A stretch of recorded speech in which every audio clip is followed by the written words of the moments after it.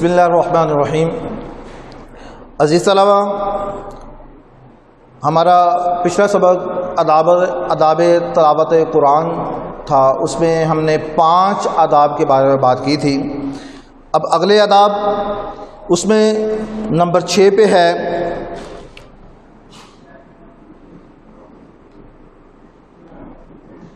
جہر و اخفا۔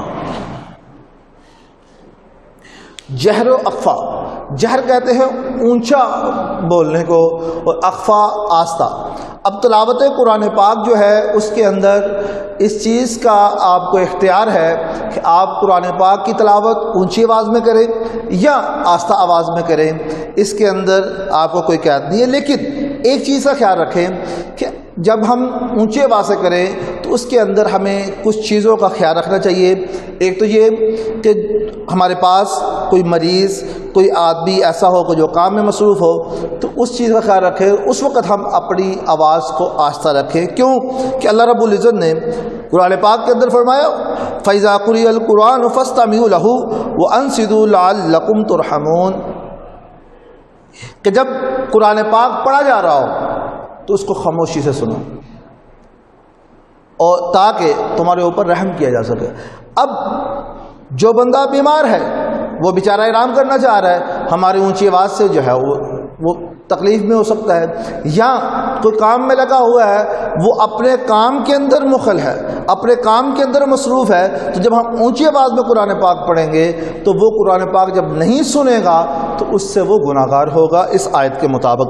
اس لیے ہمیں اکیلے ہیں تو پھر آپ اونچی آواز سے بھی کر سکتے ہیں، لیکن جب کوئی پاس ہو یا مجمع میں ہم قرآن پاک پڑھیں تو کوشش یہ کیا کرے کہ اس میں جو ہے آواز آہستہ ہو، تاکہ ہمارے قرآن پاک پڑھنے کا ثواب ہمیں تو مل رہا ہے، لیکن کہیں ایسا نہ ہو کہ ہمارے قرآن پاک کے پڑھنے کی وجہ سے دوسرے جو ہیں وہ گناہگار ہو رہے ہوں، تو اس چیز کا خیال رکھیں۔ تیسرے نمبر اگلا ہے نمبر 7 پہ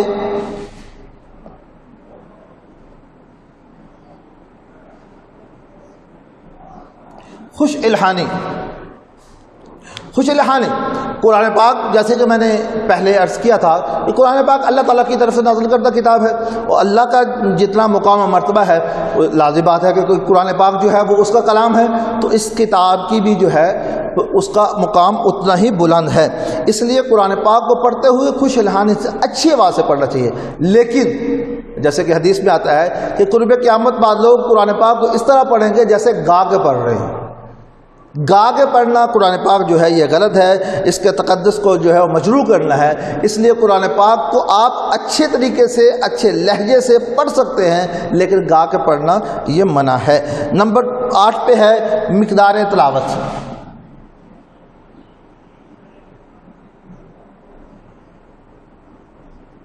مقدار تلاوت، اب قرآن پاک جو ہے کیونکہ 30 پاروں کے اوپر ہے، اور قرآن پاک کا جو ہے 30 پارے روزانہ پڑھنا ہر انسان کے جو ہے وہ بس کی بات نہیں ہے۔ حافظ قرآن ہے تو چلو اللہ ان کو جو ہے طاقت دے، وہ پڑھ سکتے ہیں، بعض لوگ جو ہیں وہ روزانہ قرآن پاک پورا پڑھتے ہیں، لیکن عام آدمی کے لیے یہ ہے تو وہ قرآن پاک پڑھتے ہوئے اس کی مقدار کا خیال رکھے۔ تھوڑا پڑھ لے، 1 پائیا پڑھ لے، 1 صفحہ پڑھ لے، 2 صفحے پڑھ لے، لیکن اتنا ہو کہ قرآن پاک کو 1 سال کے اندر کم از کم 2 مرتبہ پورا کرنا، یہ جو ہے قرآن پاک کا حق بھی ہے اور اس کی تلاوت کا طریقہ بھی ہے۔ امام ابو حنیفہ رحمۃ اللہ علیہ کے نزدیک یہ ہے کہ جس نے قرآن پاک کو 2 مرتبہ سال میں پڑھ لیا، اس نے قرآن پاک کا حق ادا کر دیا۔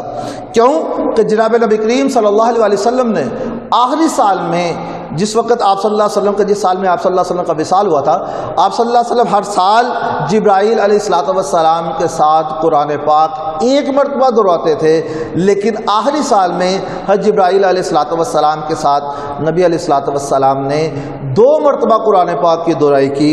اس لیے امت کے لیے بھی یہ کہہ دیا گیا کہ کم از کم 1 سال کے اندر 2 مرتبہ قرآن پاک کا پڑھنا یہ اس کا حق ہے۔